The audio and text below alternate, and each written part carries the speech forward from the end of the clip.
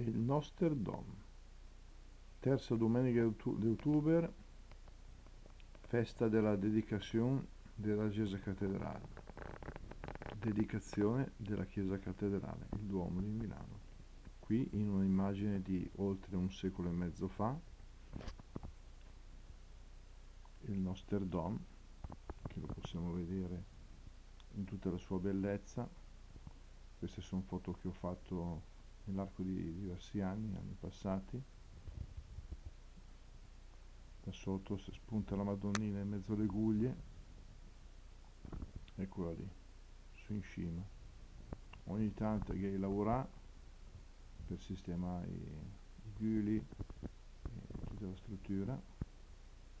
Dopo si va dentro, ecco, bellissimo l'interno con quei due lumini rossi, quello del tabernacolo e quello del Santo Chiodo là in alto, il Duomo anche di sera, illuminato, anche dentro con tutti questi fari che risaltano la bellezza,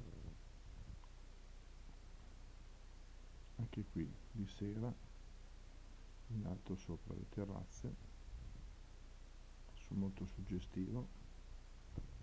Quindi Milano dall'alto, dal lato del Duomo, l'organo maestoso, bellissimo, il Duomo all'interno dall'alto,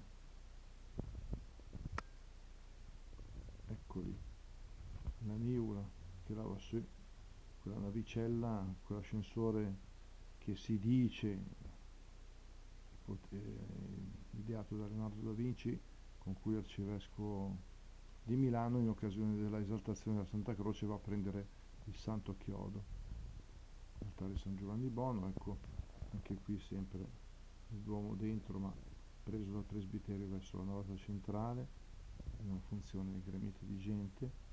Eccola qui la nivola pronta per andare su, con questi dipinti che la abbelliscono, e la va su e dopo la va in giù. Le navate, le più antiche, preziosissime, le più recenti, per esempio c'è raffigurato il Cardinal Ferrari, che con Sant'Ambrogio e San Carlo sicuramente è stato fra i grandi arcivescovi santi. Sempre il Nosterdom, la piazza del Dom piena di gente, sempre lì la Madonnina che è su là, che là vanno